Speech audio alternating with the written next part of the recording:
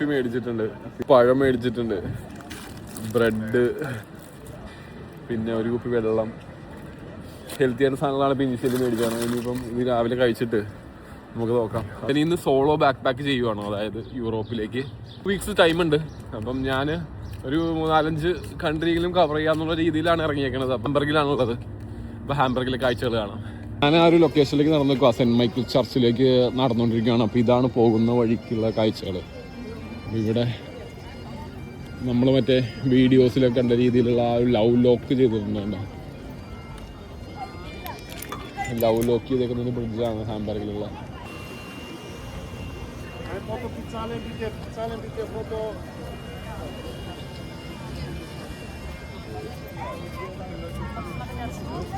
അതായത് ഈ പള്ളിയുടെ ആ ഒരു മേളിൽ കണ്ടോ, മേളിൽ ആൾക്കാർ നിൽക്കുന്നത് കണ്ടോ. അപ്പോൾ അവിടെ നിന്ന് നോക്കിക്കഴിഞ്ഞാൽ ഈ ഹാംബർഗ് ആ ഒരു പോർട്ട് ഫുള്ളായിട്ട് നമുക്ക് കാണാൻ പറ്റും. അപ്പോൾ അതാണ് ഈ പള്ളിയുടെ ഏറ്റവും വലിയ പ്രത്യേകത.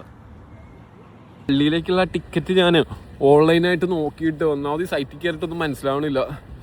പിന്നെ എന്തൊക്കെയോ ഡീറ്റെയിൽസൊക്കെ ചോദിക്കുന്നുണ്ട്. അപ്പോൾ പാസ്പോർട്ട് നമ്പരും അതും ഇതൊക്കെ ആയിട്ട്. അപ്പോൾ ഞാൻ ജസ്റ്റ് അവിടെ ചെന്ന് നോക്കട്ടെ ടിക്കറ്റ് എടുത്ത് അതിൻ്റെ മേളിൽ കയറാൻ പറ്റുമെന്ന്. അത് കയറാൻ പറ്റിക്കഴിഞ്ഞാൽ വേർത്താണെന്ന് എനിക്ക് തോന്നുന്നുണ്ട്. അപ്പോൾ ആ ഓപ്പൺ ടോപ്പ് ബസ്സാണ്, ടൂർ ബസ്സാണ്. അത് ഇവിടുത്തെ ടൂർ ബസ് ഇതേപോലത്തെ സെറ്റപ്പാണെന്നാണ് എനിക്ക് തോന്നുന്നത്. കുറേ ടൂറിസ്റ്റുകളൊക്കെ ഇവിടെ ഉണ്ട്. ഇതാണ് ബസ്. ഒരു പള്ളി മുന്നോട്ടേക്ക് പോയി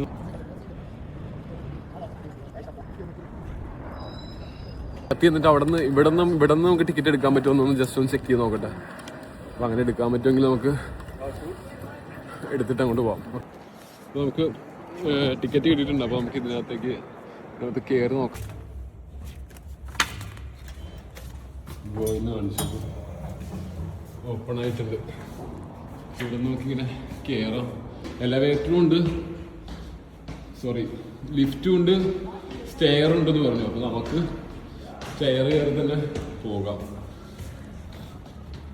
ഇങ്ങനെ വീട്ടിൽ തന്നെ കയറണം.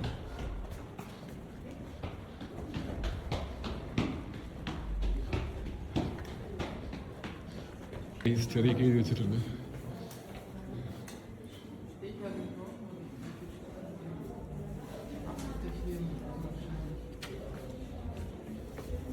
ഒരു ടവറിൻ്റെ ആർക്കിടെക്ചർ. ഇവിടെ നിന്ന് ലിഫ്റ്റ് ഉണ്ട്, നമുക്ക് മേളിലേക്ക് നടന്ന് തന്നെ കയറാം. ഇനിയാണ് അങ്ങോട്ടേക്ക് ആ ഒരു ഇരുമ്പിൻ്റെ സംഭവം.